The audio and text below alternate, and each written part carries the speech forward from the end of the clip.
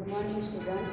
અગાઉના ક્લાસમાં આપણે હાંસુબીનો ઉજાસ પાઠની શરૂઆત કરી હતી અને દેવરાજ પોતે વસુધામાં અભ્યાસ કરીને પાછો પોતાના વતન આવે છે અને વતન આવે છે એ વખતે એના પિતાજી એની સાથે વાતચીત કરે છે અને એ વખતે એ કહે છે કે મારે હવે કોઈ કામ કરવાનું છે નહીં, એટલે કે મારે આપણું પડી ભાંગેલું જે મેરુપર ગામ છે, એટલે કે આપણું જે વતન છે એ વતનને મારે ફરીથી પાછું ઊભું કરવાનું છે, નંદનવન બનાવવાનું છે એવી વાત કરે છે. જ્યારે પિતાને ચિંતા શેની છે કે પોતાનું ઘર દેવામાં ડૂબેલું છે, તો દીકરો કંઈક ભણી ગણીને હવે ઘરે પાછો આવે છે તો કોઈ સારી નોકરી ધંધો કરે તો પોતે એમ કે દેવામાંથી બહાર નીકળે, એટલે પિતાને એમ કે આ ગમતું નથી. દેવરાજ મેરુ પર જઈને પોતાનું કામ કરવા માગે છે, પિતાને ગમતું નથી. અને એ વખતે દેવરાજ એના વસુધાના જે આદર્શો છે એ આદર્શોની વાત જ્યારે એમની સમક્ષ કરે છે ત્યારે એ આદર્શો સમજાવતો હતો કે વસુધાના શું આદર્શો હતા. ત્યાં સુધીનું આપણે અગાઉના વિડીયોમાં પાઠ જોયો હતો. હવે આજે આગળ જોઈશું કે દેવરાજને એકાએક ખ્યાલ આવ્યો કે બાપુ આમાંથી કેટલું સમજ્યા હશે ને પોતે શું બાપુ પાસે ભાષણ કરવા આવ્યો હતો. પોતે ગામડામાં જઈને શું આવી રીતે ભાષણ જ કર્યા કરશે. એને થયું કે હું પિતાજી સામે જે વાતો કરી રહ્યો છું કદાચ પિતાજી એ વાતોને સમજશે ખરા કે નહીં સમજે એમ, ને તો લોકો મારી વાત કઈ રીતે સમજશે. અને તે મૌન થઈ ગયું. અને ગામડામાં જઈને પણ જો હું આવી રીતે ભાષણ કરતો રહીશ તો લોકો મારી વાતને કેટલી સમજશે, ગામડાના અભણ માણસોને મારી વાતોમાં સમજ પડશે કે નહીં. એના કરતાં હું ભાષણ કરું, વાતો કરું, એના કરતાં કાર્ય કરીને બતાવું એવું એ મનમાં વિચારે છે. અને પછી એ મૌન થઈ ગયું. તે વસુધાવાળા તને પગાર આપશે? બાપુએ કહ્યું કે તું આ કામ કરવાનું કહે છે તો વસુધાવાળા તને પગાર આપશે? બાપુએ ક્યારની એ પોતાના મનમાં ગોળાતી વાત પૂછી નાખી. એને પૂછી નાખી. ના, તો તું ખાઈશ શું? એ તને પગાર નહીં આપે ને તું ત્યાં જઈને આ કામ કરીશ તો તું ખાઈશ શું? ને અમને તો ઠીક, પ્રભુને મોકલીશું. પ્રભુ અત્યારે ભણે છે તો એનો ખાવા પીવાનો ને રહેવાનો ને એના અભ્યાસનો ખર્ચો કરવાનો છે તો એને શું મોકલીશું? મારા પેટની ચિંતા નથી બાપુ, ને તમે કંઈ ભૂખ્યા નહીં રહો. અને પછી આગળ બોલ્યો, અડધા ભૂખ્યા રહેવા તો આપણે ટેવાયેલા છીએ. પહેલેથી જ આપણને ટેવ પડી ગઈ છે, કારણ કે એટલી ગરીબીમાં જીવ્યા છીએ કે ક્યારેય પેટ ભરીને ખાધું નથી. જે થોડું ઘણું હોય એમાંથી વેચીને ખાધું છે, તો એ પ્રમાણે હજુ આગળ પણ આપણે ચલાવી લઈશું. બાપુ, આપણે 20 વર્ષ પહેલાં મેરુ પરથી નીકળ્યા ત્યારે ક્યાં પેટ પૂરતું ખાવાનું મળતું હતું? 20 વર્ષ પહેલાં આપણે મેરુ પરથી નીકળ્યા ત્યારે ક્યાં ખાવાનું મળતું હતું એમ. એ સમય જુદો હતો, દુકાળ હતો, દુકાળ પાર ઉતારવાનું હતું. એ સમય દુકાળ હતો એમ, અને દુકાળમાંથી આપણે બહાર નીકળવાનું હતું. તમને સૌને જીવાડવા હતા અને એ દુકાળમાંથી તમને સૌને બચાવવાના હતા. તો બસ મારે એ મેરુ પરને જીવાડવું છે. તમારે અમને જીવાડવા હતા તો આજે મારે એ મેરુ પરને જીવાડવું છે. પણ અત્યારે ક્યાં દુકાળ છે? દુકાળ કંઈ ધરતી પર જ નથી પડતો બાપુ, માણસ પર પણ પડે છે. ધરતી ઉપર જ ખાલી દુકાળ હોય એવું નથી હોતું, માણસ પર પણ દુકાળ પડે છે. માણસના હૃદયમાં પણ દુકાળની ભીષણતા હોય છે. મારે માણસના મનમાં પડેલા દુકાળને દૂર કરવો છે. ત્યાં લીલી ધ્રુવને ઉગાડવી છે, એટલે લીલોતરી કરવી છે એમ. ગામને હર્યુભર્યું કરવું છે. અને પછી એકાએક સભાન થઈ ગયો, ભાનમાં આવી ગયો. પોતે બહુ ભાવુક બનીને બોલી રહ્યો છે. અને થયું કે હું બહુ જ ભાવુક બનીને બોલી રહ્યો છું, પણ મારી આ લાગણીને પિતા સમજી શકશે નહીં. અને બાપુ તો આવનારી આર્થિક સમસ્યાને કેમ પહોંચી વળાશે તેની ચિંતામાં છે. એટલે તે આગળ બોલ્યો, બાપુ, પ્રભુ સ્નાતક થઈ જશે, એનો ખર્ચો એ ત્યાં કામ કરીને મેળવી લેશે. પ્રભુ એમ કે સ્નાતક થઈ જશે પછી એનો ખર્ચો એ ત્યાં કામ કરીને કાઢી દેશે. વળી મોટાભાઈ પણ તેને થોડી રકમ મોકલે છે. કાંતા ઓરડીના બારણામાં બેઠી બેઠી ખીચડીમાંથી કાકડા વીણતી હતી. આ સાંભળી રહી હતી. તેને થતું હતું, ભાઈ મેરુ પર ન જાય તો સારું. એને પણ મનમાં એવું થતું હતું કે ભાઈ મેરુ પર ન જાય તો સારું. આટલું ભણ્યા પછી, આટલી વગવાળા થયા પછી તો કોઈ સારા ઠેકાણે નોકરી કરે તો, અને તે પોતાના વિચારોને વ્યક્ત કર્યા વગર રહી શકી નહીં. કાંતા પણ બેઠી બેઠી ખીચડી વીણતી હતી, કાંકરા વીણતી હતી ખીચડીમાંથી. એટલે એ કહે છે કે ભાઈ મેરુ પણ ન જાય અને કંઈક કામ ધંધો કરે તો એમ એવું વિચારે છે એ પણ. અને પછી એ પોતાના મનમાં આવેલા વિચારો ભાઈ સમક્ષ રજૂ કરતાં કહે છે, ભાઈ બાપુ ઠીક કહે છે, બાપુ જે કહે છે ને ઠીક કહે છે, તમે જતા નહીં એમ. દેવરાજે કાંતા સામે જોયું, જાણે ઠપકો આપતો હોય અને કહેતો હોય તે. તું એ કાંતા બાપુની ગાડીએ બેસી ગઈ, એટલે કે બાપુના વિચારોમાં તું એ પડી ગઈ, બાપુ જેવું વિચારે છે એવું તું એ વિચારવા માંડી કેમ?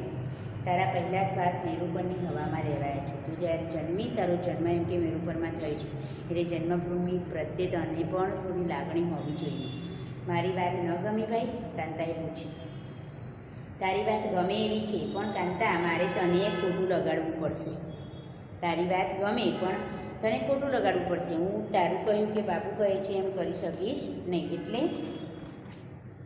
એટલે હું મેરુ પર જવાનો સંકલ્પ કરીને નીકળ્યો છું ને મારી તો ઈચ્છા છે કે હું પ્રભુ બાપુ બધા મેરુ પર પાછા ફરીએ. મારી તો એવી ઈચ્છા છે કે આપણે બધા મેરુ પર પાછા જઈએ. કાંતા આ સાંભળી અચંબો પામી ગઈ. બાપુ પણ કશું બોલ્યા વગર ચલમમાં તમાકુ ભરવા લાગે. બાપુ પણ કશું બોલ્યા નહીં. સાંજે વાળું કર્યા પછી બાપાએ કહ્યું, હું જોઉં છું. બાપાએ ખભે ધાર્યું મૂક્યું. અત્યારે આપણી ચાલ અક્કડ થઈ ગઈ હતી, જાણે ઉંમરના 10 વર્ષ એક સામટા ઘટી ગયા હોય. અને દેવરાજને વિચાર આવ્યો, બાપુ આ શહેરની હવા લાંબો સમય લેશે તો એ સાવ ભાંગી પડશે. એમને પાછા પંચાળમાં લઈ જવા છે. એ માત્ર ચોકીદારીમાં જ જીવન પૂરું કરે એવું નથી કરવું. એમનો ધરતી સાથેનો સંબંધ પાછો જોડી આપવો છે. એ મેરુ પર જવા શા માટે માગતો હતો? તો તૂટી ગયેલો જે ધરતી સાથેનો સંબંધ હતો એ ધરતી સાથેનો સંબંધ એને ફરી પાછો જોડવો હતો. એટલા માટે મેરુ પર જવા માગતો હતો. હજુ એમના મૂળિયા સાવ ઉખડી નથી ગયા. હજુ કેટલાક તંતુ ચોંટી રહ્યા છે. આ ઉખડી જાત તો હું વસુધામાં ન ગયો હોત, પ્રભુને ગુજરાત વિદ્યાપીઠમાં ન મોકલ્યો હોત તો પંચાળનું એ મેરુ પર સ્મૃતિમાંથી ડૂબાઈ જાત. એ મેરુ પરનું અમારું ઘર અત્યારે ભલે પડી ગયું હોય, ભલે એ ડોરો થઈ ગયું હોય, પણ એ ડોરો નીચે અમારી એક લાગણી હજુ એ દટાયેલી છે. મેરુ પરમાં જે અમારું ખોરડું હતું, જે અમારું ઘર હતું એ ભલે પડી ગયું હોય, પણ એની નીચે હજુ એ અમારી લાગણીઓ, અમારી યાદો એમ કે દટાયેલી છે. બાપુને ત્યાં લઈ જઈશ એટલે આપોઆપ એમના હૃદયમાં એ ધરતી પર પગ મૂકતાની સાથે એ લાગણીઓ ઉભરાઈ આવશે. બાપુએ ત્યાં લઈ જઈશ. બાપુએ ધરતી પર પગ મૂકતા જ ઘોડા ખેલતા રાજકુમારની સ્ફૂર્તિ પ્રાપ્ત કરી લેશે. એટલે બાપુને મારે વતનમાં લઈ જવા છે. એમનો જે નાતો એમના વતન સાથે તૂટી ગયો છે ફરીથી પાછો મારે જોડવો છે. અને બાપુ ભલે અત્યારે એમ કે આક્રોશમાં કે ગુસ્સામાં આવીને ત્યાં જવાની ના પાડતા હોય, પણ એ ધરતી પર જેવો એમનો પગ પડશે કે તરત જ એમને પોતાની ધરતી પ્રત્યેની લાગણી એમના હૃદયમાં ઉભરાઈ આવશે એમ કહે છે. તે ચાલીને નાનકડા ફળિયામાં ખાટલો ઢાળી સૂતો હતો. આ રીતે જ તે અહીં સૂતો હતો.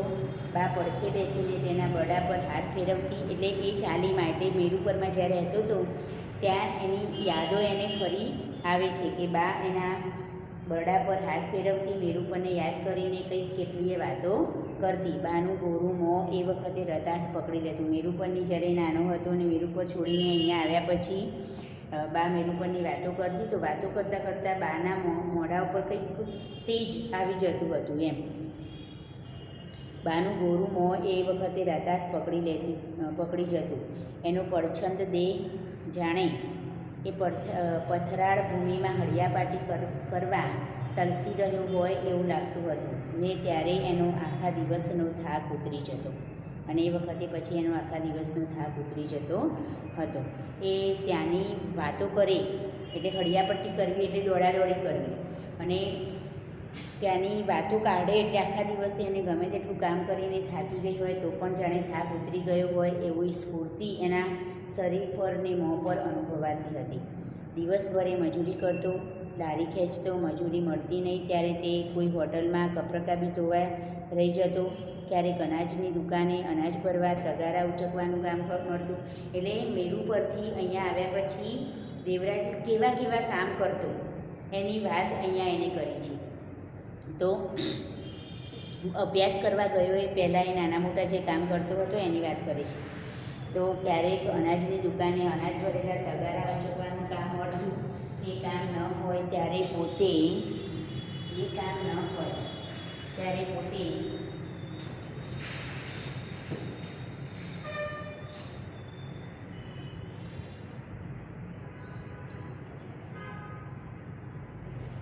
પ્રભુ વીજુ કુહાડીને દોરડા લઈને વગડામાં ચાલ્યા જતા અને લાકડા કાપી લાવતા. કેમ્પની બજારમાં શેરીઓમાં એ વેચીને ઘેર આવતા. અને એવું બધું કોઈ કામ ન મળ્યું હોય દિવસે વગડે ઉપડી જતા. કુહાડીને દોરડું લઈને કુહાડીથી લાકડા કાપીને ભારા બાંધીને પછી બજારમાં વેચી આવતા અને જે પૈસા મળે એ લઈને ઘેર આવતા. બા કોઈના પાણી ભરતી, વાસણ ઉટકતી. બાપુને પીઠ પર ગુણો ઉપાડતા ફાવી ગયું હતું એટલે બાપુ એવું કામ કરતા. કેમ્પની અનાજ બજારમાં ખીજડીયા હનુમાન પાસે એ મજૂરોના ટોળામાં બેસતા. ખીજડીયા હનુમાન પાસે મજૂરોના ટોળામાં બેસતા અને મજૂરી ન મળતી ત્યારે છલમ ફૂંકતા અને પંચાળની વાતો કર્યા કરતા. એટલે પોતાના 5 ગામડાઓનો પ્રદેશ 5 તો એ પંચાળની વાતો ત્યાં કરતા. અને પછી દેવરાજ અતીતમાં સરી રહ્યો. આ રીતે દેવરાજને બધું જ્યારે એ વસુધામાં અભ્યાસ માટે ગયો એ પહેલાંની જે બધી એમની કાર્યપ્રણાલી હતી, શૈલી હતી, એ બધું એને યાદ આવે છે. એક દિવસ જોરાવર નગરથી વઢવાણ એક લારીમાં માલ ભરીને જવાની મજૂરી મળી ગઈ હતી. 11 વર્ષની એ વખતે ઉંમર. બાપુની સાથે એ લારી ધકાવતો જતો હતો. અહીં પહોંચ્યો ત્યારે વિસામું લેવા એક ઝાડને છાંયે બેઠા.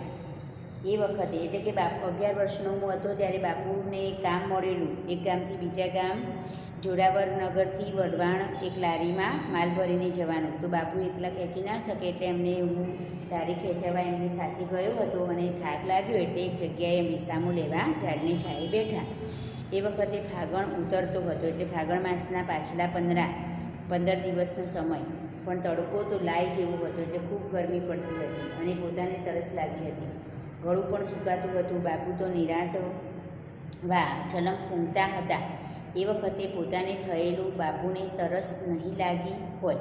એ વખતે એને મનમાં એવું થયેલું કે મને તરસ લાગી છે તો બાપુને તરસ નહીં લાગી હોય, કે પછી ગળાકુનો ગળચટો સ્વાદ તરસ નહીં લગાડવા દેતો હોય, કે પછી બાપુ આ ગળાકું ફૂંકી રહ્યા એટલે તમાકુ ફૂંકી રહ્યા છે તો એ છલમ ફૂંકી રહ્યા છે તો એનો જે તમાકુનો ગળચટો સ્વાદ છે એનાથી એમને તરસ નહીં લાગતી હોય એટલે પીતા હશે. આવા બધા વિચારો એમ કે દેવરાજના મનમાં આવ્યા હતા. એ વખતે બાપુની સામે જોઈ રહેલું. કહેવાનું તો મન થઈ ગયેલું કે બાપુ લાવો ને એકદમ હુંએ મારી લઉં. એટલે કહેવાનું તો મન થયું બાપુ લાવો ને હુંએ એમ કે એક ફૂંક મારું, ગળચટો સ્વાદ આવશે તો ગળું સુકાતું મળશે. પણ તે કહે એ પહેલાં જ ચલમ ઠાલવીને તેની સામે જોતાં કહ્યું, હાલશું ને દેવા, એટલે હવે આગળ વધીશું ને એમ. બાપુ મને તરસ લાગી છે. આટલામાં તો ક્યાંય પરબ જેવું લાગતું નથી. અને પછી એકાએક મીઠા પાણીના સરોવર હાથ વેતમાં હોય એમ ચમક આંખમાં અને પ્રસન્નતા મોં પર આવી ગયા ને એકદમ બોલી ઉઠ્યા, હાલ આ સામેના મકાનમાં. પહેલાં તો જોયું તો કે આટલામાં તો પાણી દેખાતું નથી એવું થયું. અને પછી જાણે કોઈ મીઠા પાણીના સરોવર મળી ગયા હોય એવી ચમક એમની આંખોમાં જોવા મળી. અને કહે કે બાજુમાં જે એક મકાન હતું એ મકાન બતાવીને મને કહે કે ચાલ આપણે અહીંયા જઈ આવીએ.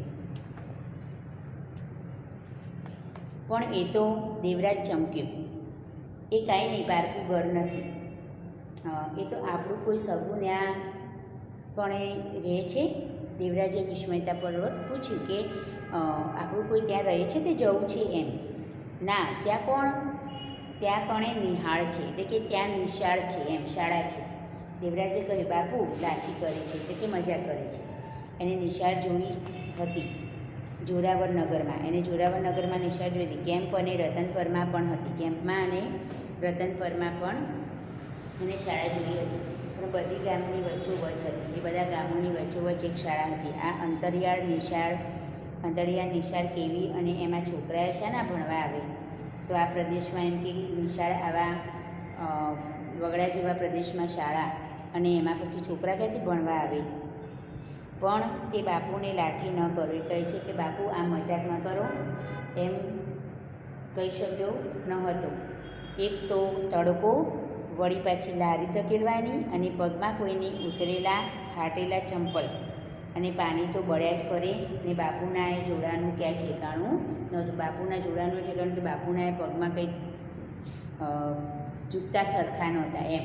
અને પોતે કોઈના ઉતરેલા ઘસાઈ ગયેલા ચપ્પલ પહેર્યા હતા તે પાણી તો ઉગાડી રહેતી હતી, એટલે પાણી તો બળતી હતી તાપમાં, નીચે જમીને અડે એટલે કેટલી દારૂણ પરિસ્થિતિમાં એને જીવન જીવ્યો છે એ બતાવે છે અહીંયા. એટલે હાલ બાપુએ તેનું કાંડું પકડી દરવાજાની અંદર લઈ જતાં કહ્યું, આ નિહાળ છે. મેં ઘણી વખતે છોકરાઓને અહીં રાગડા તાણીને ભણતા, સાંજે રમતા અને કામ કરતા જોયા છે. એ નિશાળ છે અને મોટેથી રાગડા ખેંચીને એ ભણતા હોય એવું મેં સાંભળ્યું છે અહીંયા. બંને દરવાજામાં દાખલ થઈ ગયા હતા. દેવરાજ થોડો ભયભીત હતો. એને એમ કહ્યું હતું કે હમણાં કોઈક વળી નાખશે, હમણાં કોઈક ભૂંડી ગાળ બોલીને કાઢી મૂકશે. પણ બાપુને વિશ્વાસથી આગળ વધતા જોઈ તેનો ભય દૂર થયો.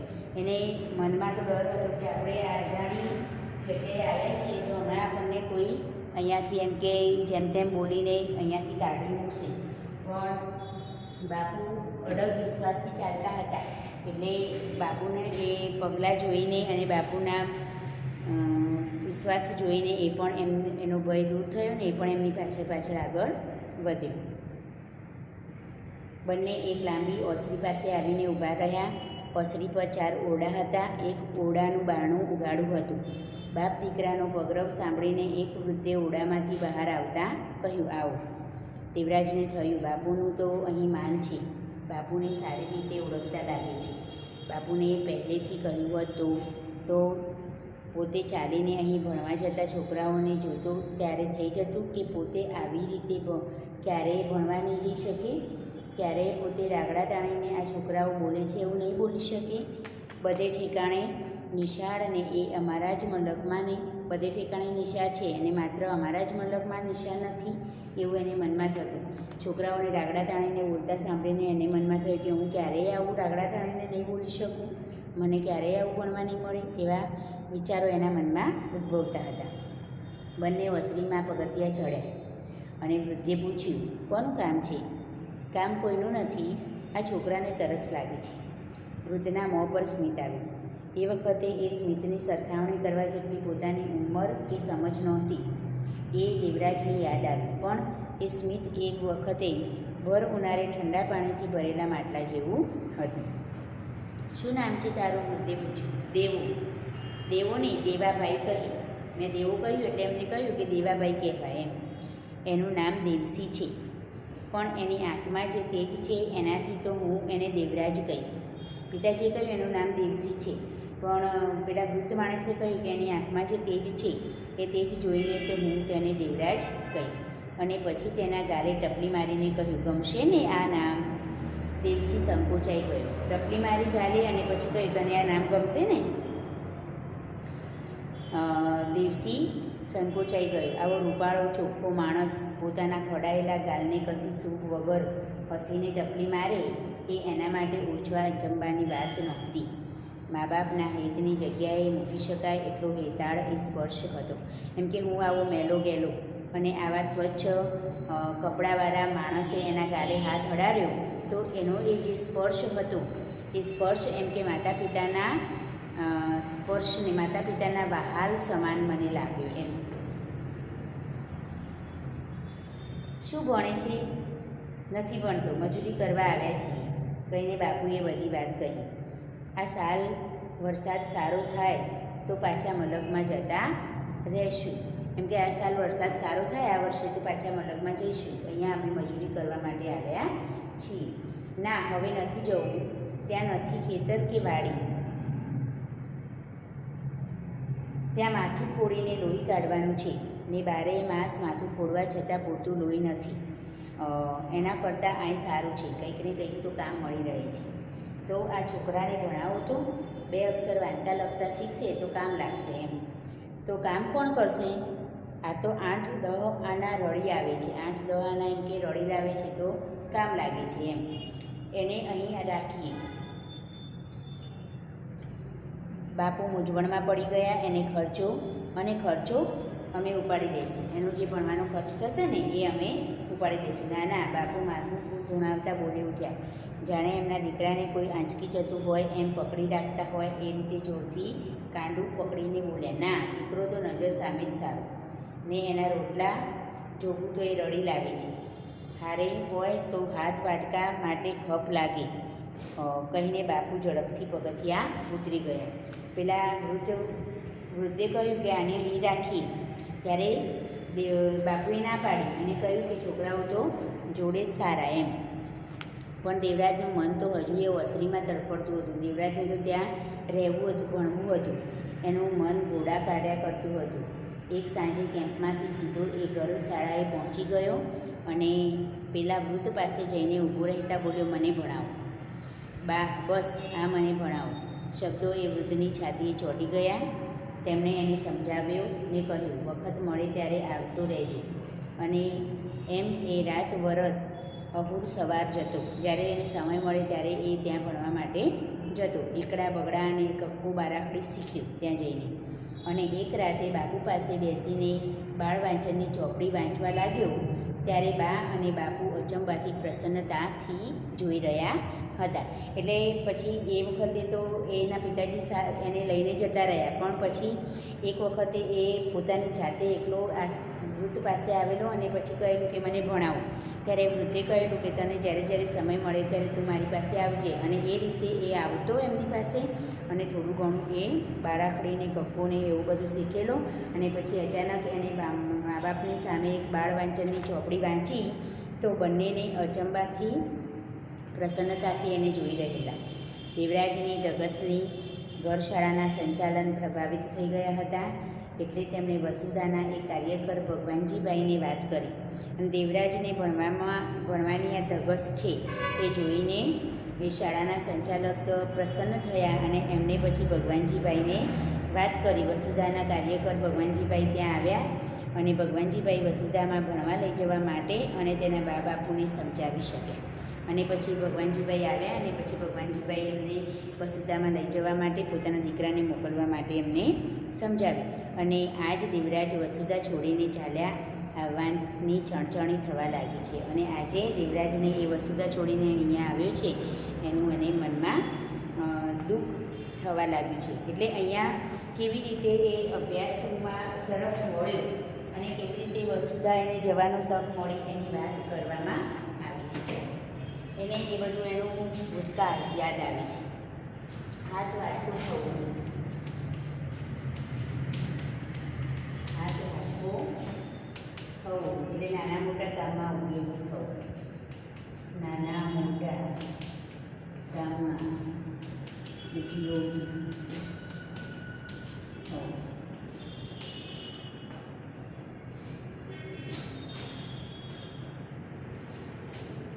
વંટી જવું એટલે ચીલો ચાતરી જવું, બગડી જવું. વંટી જવું એટલે બગડી જવું. લાઠી કરવી એટલે મજાક કરવી. લાઠી કરવી, મજાક કરવી.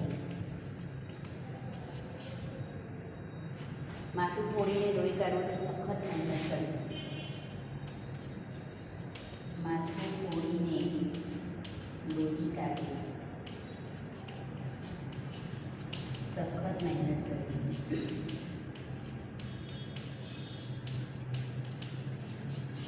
બરાબર. આ શબ્દો રૂઢિપ્રયોગના અર્થચંચળી થવી એટલે તારાવેલી થવી. ચણચણાટી થવી, ચણચણાટી થવી, તાલાવેલી થવી.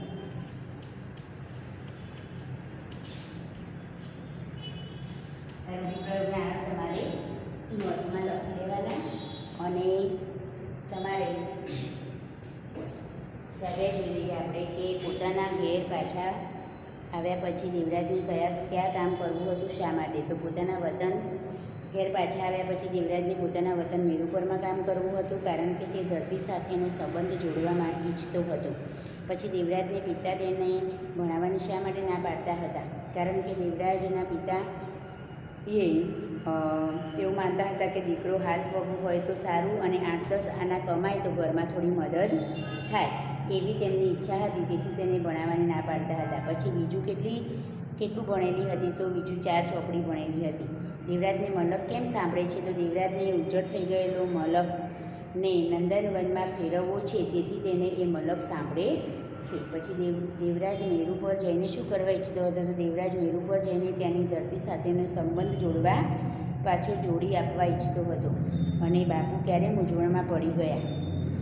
તો નિશાળના વૃદ્ધે બાપુને તેના દીકરાને પોતાને ત્યાં રાખીને ભણવાની વાત કરી ત્યારે બાપુ મૂંઝવણમાં પડી ગયા. તો આ ટૂંકા 6 પ્રશ્નો છે, બીજા 4 તમારે બનાવવાના. એમ કુલ 10 હેતુલક્ષી પ્રશ્નો તમારે બનાવવાના અને તૈયાર કરો. Okay, thank you.